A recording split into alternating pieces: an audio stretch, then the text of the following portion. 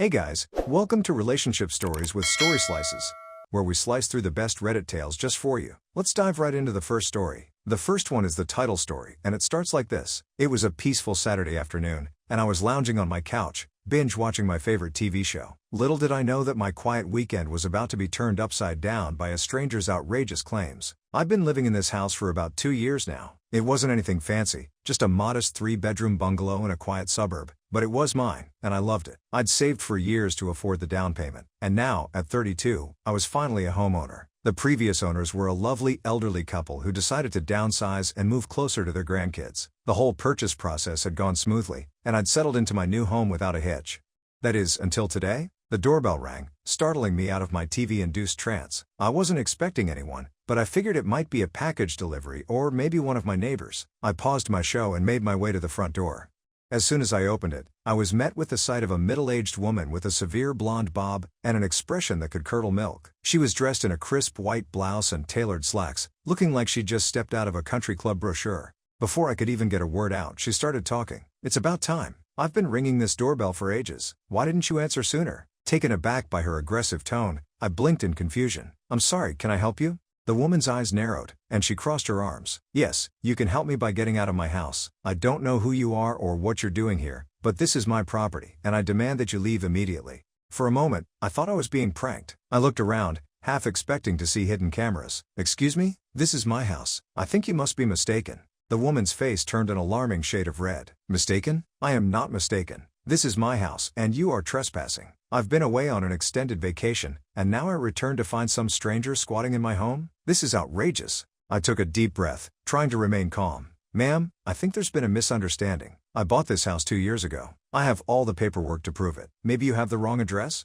"Wrong address?" she scoffed. "I've lived here for 20 years. I know my own home when I see it. Now, stop this nonsense and let me in, or I'll call the police." I stood my ground, blocking the doorway. "I'm sorry, but I can't let you in. This is my home, and I don't know you. If you really think this is your house, then by all means, call the police. They can sort this out." The woman's eyes widened in disbelief. Fine.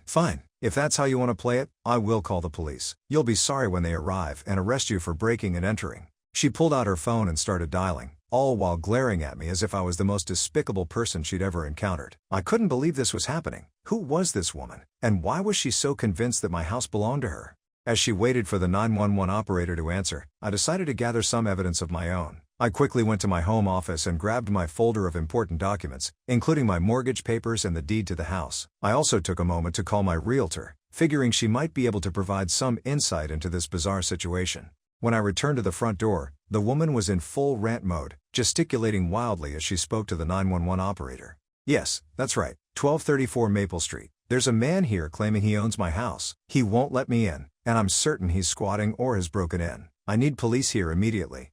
I couldn't believe she was actually going through with this. Part of me was worried about how this would look to my neighbors. I'd always tried to keep a low profile and maintain good relationships with everyone on the street. Now, here I was, in a shouting match with a stranger on my own front porch.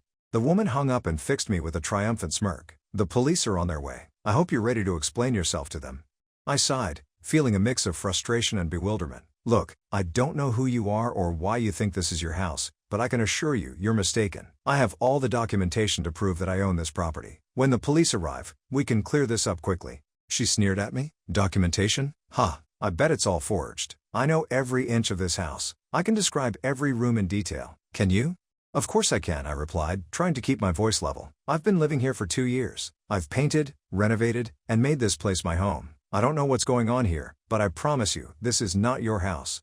The woman's face contorted with rage. "How dare you? I raised my children in this house. I've hosted countless Thanksgivings and Christmases here. I know the creaky floorboard in the upstairs hallway, the way the kitchen faucet drips unless you turn it just right, the secret compartment in the living room fireplace. This is my home." I had to admit, some of what she was saying sounded eerily accurate. The kitchen faucet did have a peculiar way of dripping, and there was indeed a creaky floorboard upstairs. But how could that be possible if she wasn't the previous owner? Before I could ponder this further, I saw a police cruiser pulling up to the curb. 2 officers stepped out and approached my front porch.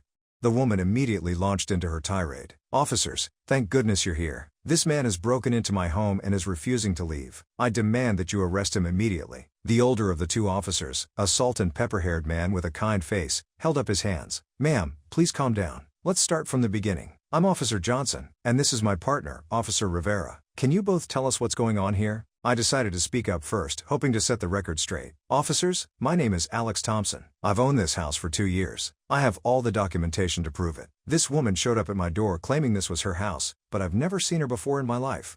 The woman interjected, "That's a lie. I'm Karen Bradshaw, and I've owned this house for 20 years. I just got back from an extended vacation to find this squatter in my home?" Officer Johnson nodded, his expression neutral. "All right, let's take this one step at a time. Mr. Thompson, you say you have documentation?" I nodded, relieved that they seemed willing to listen to reason. "Yes, sir. I have my mortgage papers, the deed to the house, and all the closing documents from when I purchased the property 2 years ago. They're right here." I held up the folder containing all the paperwork. Officer Rivera stepped forward. "May I see those, please?" I handed over the folder, and she began to leaf through the documents. Meanwhile, Officer Johnson turned to Karen. "Ms. Bradshaw, do you have any identification or documentation to support your claim?" Karen's face fell slightly. "Well, I don't have anything on me right now. All my important papers are inside the house. If you'd just let me in, I could show you." Officer Johnson shook his head. "I'm sorry, ma'am, but we can't allow you to enter the premises without the homeowner's permission or a warrant. Do you have any identification with this address on it?" Karen fumbled in her purse and produced a driver's license. Officer Johnson examined it closely, then frowned. "Ms. Bradshaw, this license shows an address on Oak Street, not Maple Street." Karen's eyes widened. That can't be right. There must be some mistake." Meanwhile, Officer Rivera had finished reviewing my documents. She turned to her partner. "Everything here seems to be in order. The deed and mortgage are all in Mr. Thompson's name, dated 2 years ago." I felt a wave of relief wash over me. Finally, this nightmare would be over. Officer Johnson turned back to Karen. "Ma'am, it appears there's been a misunderstanding. The documentation clearly shows that Mr. Thompson is the legal owner of this property." Karen's face turned an even deeper shade of red. But that's impossible. I know this is my house. I remember everything about it." I decided to interject. "Officers, if I may?" Karen mentioned some specific details about the house earlier. A creaky floorboard upstairs, a dripping faucet in the kitchen, and a secret compartment in the fireplace. Those things are all true, but I'm certain she's not the previous owner. I bought the house from an elderly couple, the Harrisons. Officer Johnson raised an eyebrow. "Is that so? Ms. Bradshaw, how do you explain knowing these details if you've never lived here?" Karen's demeanor suddenly changed. The anger drained from her face, replaced by confusion and, was that fear? I don't understand. I remember this house. I remember living here. How can that be if it's not my house?" Officer Rivera stepped closer to Karen, her voice gentle. "Ms. Bradshaw, are you feeling all right? Have you been experiencing any confusion lately?" Karen's lower lip trembled. I don't know. Everything felt so clear when I got here. I was so sure this was my home. But now, I don't understand what's happening." I felt a pang of sympathy for the woman. Clearly something wasn't right here. Officer Johnson spoke up. "Ms. Bradshaw, I think it might be best if we gave you a ride to the hospital. They can check you out and make sure everything's okay. Would that be all right?" Karen nodded slowly, looking lost and confused. Yes, I suppose that would be for the best. I'm so sorry for all this trouble. I really thought." As the officers began to lead Karen to their cruiser, I made a split-second decision. "Wait," I called out. They all turned to look at me. "Karen, you mentioned raising your children here and hosting holidays. Do you remember any names of your children or guests?" Karen's brow furrowed in concentration. Sarah and Michael. Those were my children's names. And my husband, David. We used to have the Johnsons over for Thanksgiving every year." A chill ran down my spine. I turned to the officers. "The elderly couple I bought this house from. Their names were David and Eleanor Harrison. They told me they had 2 grown children, Sarah and Michael, and they mentioned that they used to host Thanksgiving for their neighbors, the Johnsons, every year." Karen's eyes widened in shock. "But, how do I know these things?" Officer Johnson looked between us, his expression grave. "It seems we might have a more complicated situation on our hands. Ms. Bradshaw, I really think we should get you to a hospital. They might be able to help figure out what's going on." As they helped Karen into the police cruiser, I couldn't shake the feeling that this was far from over. What had started as a simple case of mistaken identity had turned into something much more mysterious and unsettling. Officer Rivera approached me as her partner settled Karen in the car. "Mr. Thompson, we may need to follow up with you later. This situation is unusual, to say the least. Would you be willing to answer some more questions if necessary?" I nodded, still trying to process everything that had happened. "Of course, officer. Whatever I can do to help." As I watched the police cruiser drive away with a very confused Karen in the back seat, I couldn't help but wonder what exactly had just happened on my front porch, and more importantly, what would happen next. Little did I know, this was only the beginning of a saga that would unravel the history of my house and the lives of those who had lived here before me. Over the next few days, I found myself unable to shake the bizarre encounter from my mind. I kept replaying Karen's words, her absolute certainty that this was her home, and the eerie accuracy of her knowledge about the house. It was unsettling, to say the least. I decided to do some digging of my own. I started by reaching out to my realtor, Sarah, who had helped me purchase the house 2 years ago. "Hey Sarah, it's Alex Thompson," I said when she picked up the phone. "I hope I'm not bothering you, but something really strange happened, and I was hoping you might be able to help me make sense of it."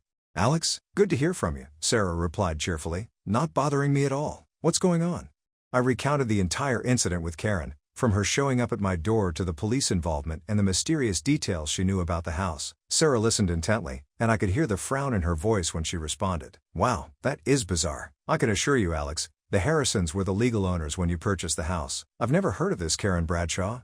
"I figured as much," I sighed, "but I can't shake the feeling that there's more to this story. Do you happen to have any records of previous owners, or know how I might be able to find that information?" Sarah hummed thoughtfully. "Well, the title search we did during the purchase would have revealed any recent owners, and there was nothing unusual there. But if you want to dig deeper, you could try the county recorder's office. They keep records of all property transactions. It might be worth a look." I thanked Sarah for her help and decided to follow her advice. The next day, I took a day off work and headed to the county recorder's office. The office was housed in a nondescript government building downtown. As I walked in, I was hit by the musty smell of old paper and the quiet hum of fluorescent lights. An elderly woman sat behind the front desk, peering at me over her glasses. "Can I help you?" she asked, her voice creaky but kind. "Yes, I hope so," I replied. "I'm looking for historical ownership records for a property. Is this where I can find that information?" She nodded slowly. "Indeed it is. Do you have the address?" I provided her with my address, and she directed me to a computer terminal where I could access the digitized records. "If you need anything older than 1980, you'll have to look through the physical records," she added, pointing to a room filled with towering shelves of large books and files. I thanked her and settled in at the computer. The interface was clunky and outdated, but I managed to navigate to my property's records. I scrolled through the recent history, confirming what I already knew. I had purchased the house from David and Eleanor Harrison 2 years ago. They, in turn, had owned the house for nearly 40 years. But as I dug further back, something caught my eye. Before the Harrisons, the house had indeed been owned by a Bradshaw family. David and Karen Bradshaw had purchased the house in 1985 and sold it to the Harrisons in 1990. My heart started racing. Karen hadn't been lying. She had lived in my house. But why had she thought she still owned it? And why did she think she'd lived there for 20 years when the record showed only 5? Intrigued and slightly unnerved, I decided to dig deeper. I made my way to the room with the physical records, pulling out large, dusty books that contained older property information. As I flipped through the pages, a pattern began to emerge. The house had changed hands several times since it was built in the 1950s, but something strange happened in the 1980s. The ownership seemed to bounce back and forth between the Bradshaws and the Harrisons. 1980 to 1985, owned by the Harrisons. 1985 to 1990, owned by the Bradshaws. 1990 to 1995, owned by the Harrisons. 1995 to 2000, owned by the Bradshaws. 2000 to 2022, owned by the Harrisons. It was as if the two families had been trading the house back and forth for years. But why? And how had Karen seemingly lost all memory of selling the house? As I was pondering this, my phone rang. It was an unknown number, but I answered anyway. "Hello, is this Alex Thompson?" a male voice asked. "Yes, this is Alex," I replied cautiously. "Mr. Thompson, this is Detective Mark Ramirez from the police department. I'm calling about the incident that occurred at your residence a few days ago involving Karen Bradshaw." My pulse quickened. "Yes, Detective. Is everything all right?" "Well, Mr. Thompson, that's what we're trying to figure out," Detective Ramirez said, his tone serious. "Ms. Bradshaw was admitted to the hospital for evaluation after the incident at your house. The doctors have found some concerning issues. We were hoping you might be able to provide some additional information." I glanced around the records room, suddenly feeling like I was in the middle of a mystery novel. "Of course, Detective. I'm actually at the county recorder's office right now, looking into the history of my house. I found some interesting information about previous owners, including the Bradshaws." There was a pause on the other end of the line. "Is that so? Mr. Thompson, would you be willing to come down to the station to discuss this further? I think it might be beneficial for our investigation."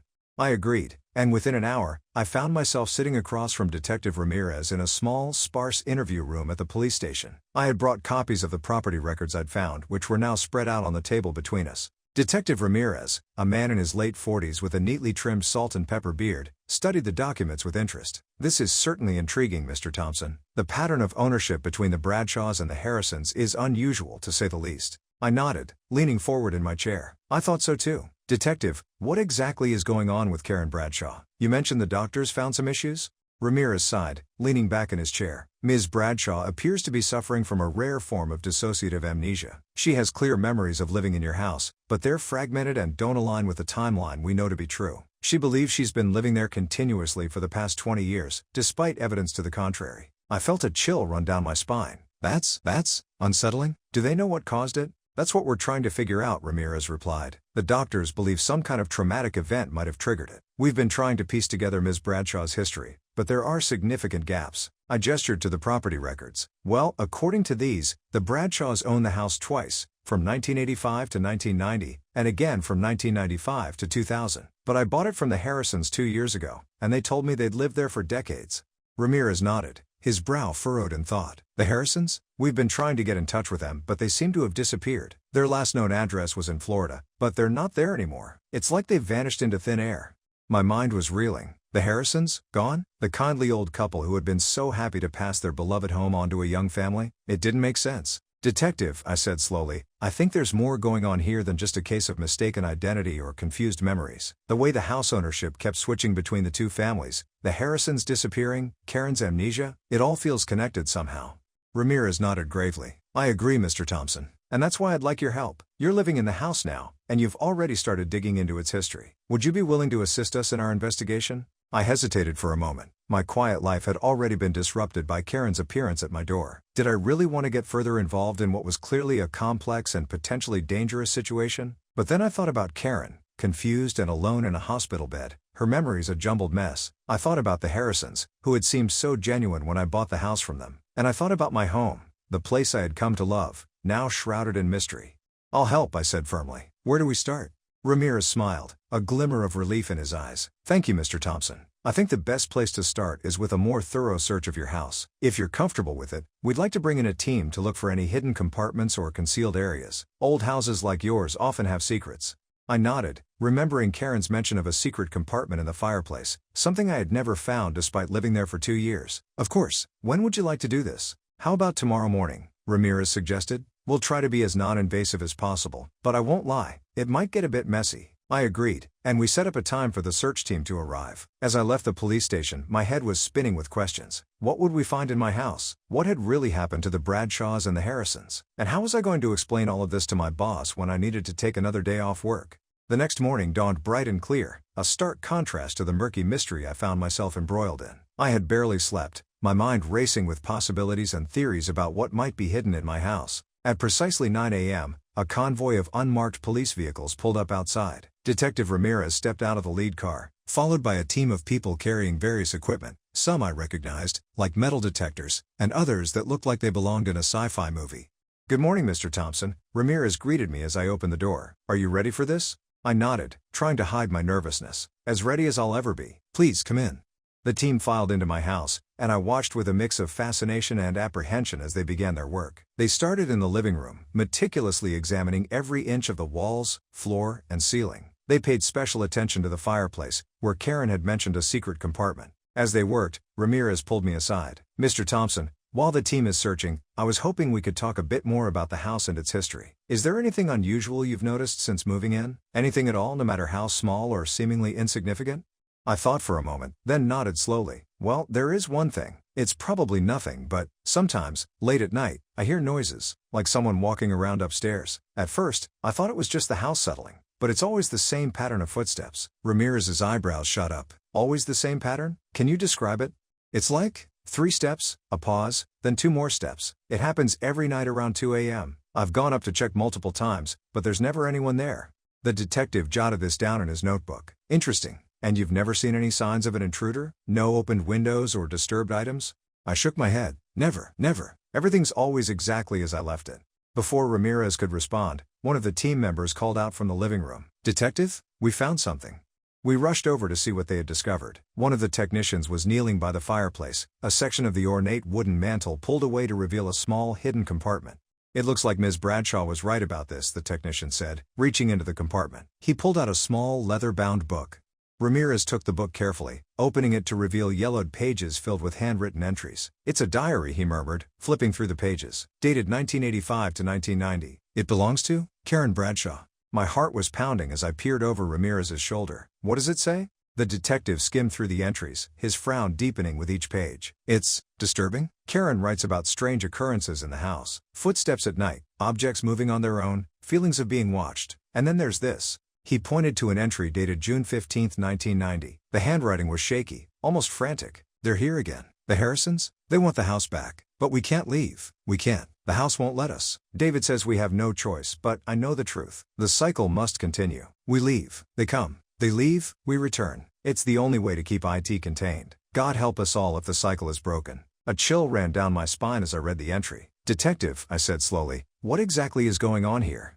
Ramirez closed the diary, his expression grim. I'm not sure, Mr. Thompson, but I think we've only scratched the surface of this mystery. Whatever happened in this house, whatever is still happening, it's bigger and stranger than we initially thought. As if on cue, a loud thump echoed from upstairs. We all froze, looking at each other in shock. It was barely past noon, far too early for the mysterious footsteps I usually heard at night. Did you hear that? I whispered. Ramirez nodded, his hand moving to the gun at his hip. Everyone, quiet, he commanded softly. Johnson, Williams with me. We're going to check upstairs. The rest of you, continue the search down here. Mr. Thompson, please stay here where it's safe. As Ramirez and two of his team members cautiously made their way up the stairs, I found myself rooted to the spot, my eyes fixed on the staircase. The house seemed to hold its breath, an eerie silence descending upon us. Then, breaking the tension, a scream pierced the air from upstairs. It was a scream of pure terror, unlike anything I had ever heard before. In that moment, I realized that the mystery of my house was far from solved. In fact, it seemed we had only just begun to uncover its dark secrets. Are you hungry for more slices of stories? Don't forget to subscribe and hit the bell to never miss out on any videos. See you tomorrow at Story Slices.